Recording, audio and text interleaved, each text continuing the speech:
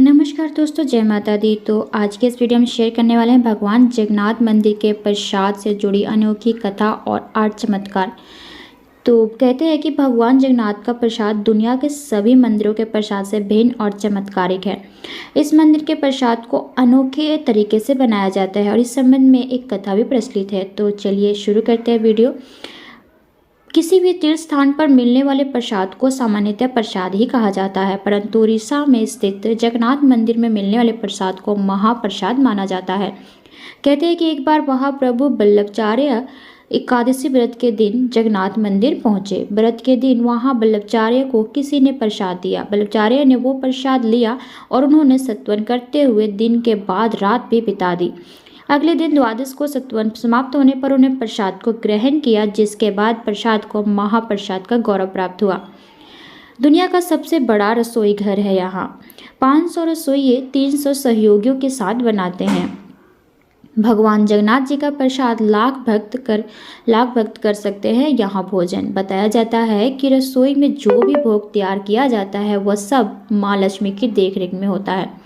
56 भोग का होता है यहाँ का प्रसाद। भोग के लिए रोजाना 56 तरह के भोग तैयार किए जाते हैं। ये सारे व्यंजन मिट्टी के बर्तनों में तैयार किए जाते हैं। अजीब तरह से बनाया जाता है यहाँ पर प्रसाद। मंदिर की रसोई में प्रसाद पकाने के लिए 7 बर्तन एक दूसरे के ऊपर रखे जाते हैं और सब कुछ लकड़ी पर ही पकाया जाता है। इस प्रक्रिया में शीर्ष बर्तन में सामग्री पहले पकती है और फिर क्रमश नीचे की तरफ एक के बाद एक पकती जाती है, अर्थात सबसे ऊपर रखे बर्तन का खाना पहले पक जाता है और नीचे वाला सबसे बाद में।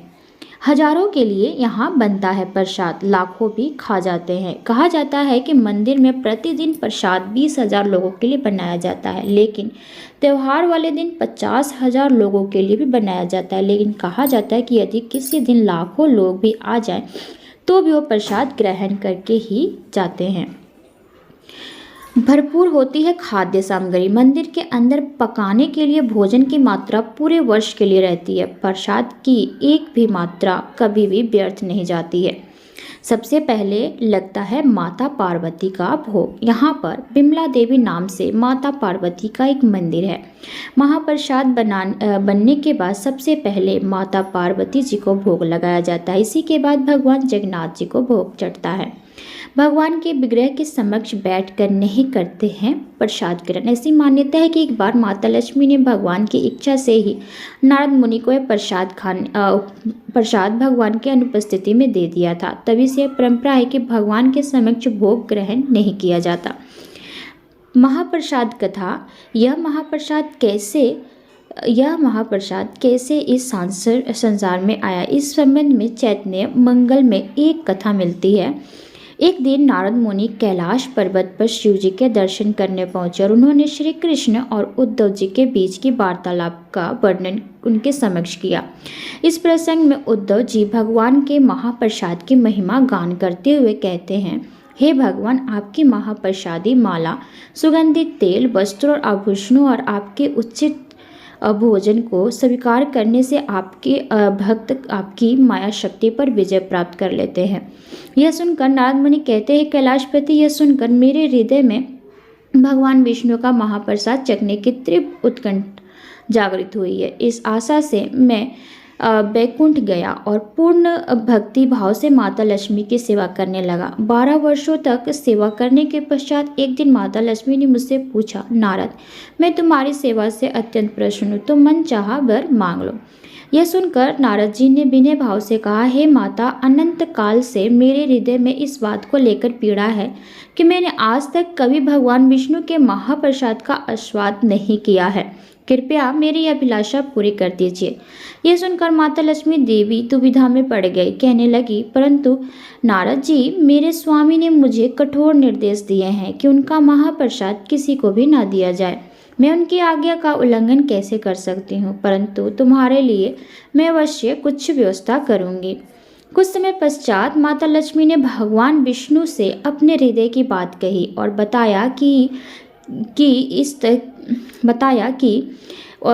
उन्होंने भूलवश नारद मुनि को भगवान का महाप्रसाद देने का वचन दे दिया है।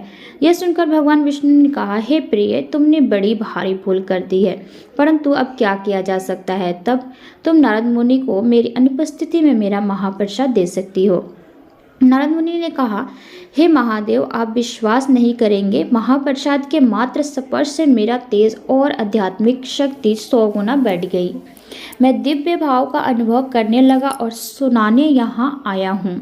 यह सुनकर कैलाशपति महादेव कहते हैं, हे नारद, निश्चित ही तुम्हारा तेज अलौकिक है, परंतु तुमने ऐसे दुर्लभ महाप्रसाद का एक कण भी मेरे लिए नहीं रखा। यह सुनकर नारद मुनि लज्जित हो जाते हैं, परंतु तभी उन्हें स्मरण हुआ कि उनके पास भी अभी भी थोड़ा महाप्रसाद बचा हुआ है, परंतु तुरंत उसे महादेव को दे दिया। उन्होंने तुरंत उसे महादेव को दे दिया, जिसे उन्होंने अत्यंत सम्मान पूर्वक स्वीकार कर लिया। उसे ग्रहण करते ही श्री कृष्ण प्रेम से मस्त होकर भगवान शिव नृत्य करने लगे। श्री कृष्ण के प्रेम में मस्त होकर भगवान शिव नृत्य करने लगे। उनके नृत्य से धरती हिलने लगी और भूकंप सा महसूस होने लगा। तब भयभीत होकर माता पृथ्वी ने माता पार्वती से महादेव को शांत करने का निवेदन किया। मुश्किल माता पार्वती ने शिवजी को शांत किया और फिर उनसे इस उन्मत्त नृत्य का कारण पूछा, तो शिवजी ने इसका कारण बताया। सुनकर माता पार्वती रुष्ट होकर बोली, स्वामी, आपको महाप्रसाद मुझे भी देना चाहिए था। क्या आप नहीं जानते, मेरा नाम वैष्णवी है। आज मैं प्रतिज्ञा लेती हूँ कि यदि भगवान श्री हरि मुझ पर अपनी करुणा दिखाएंगे तो मैं प्रयास करूँगी कि उनका महाप्रसाद ब्रह्मांड के प्रत्येक व्यक्ति, देवता और यहाँ तक कि सभी प्राणियों को भी प्राप्त होगा।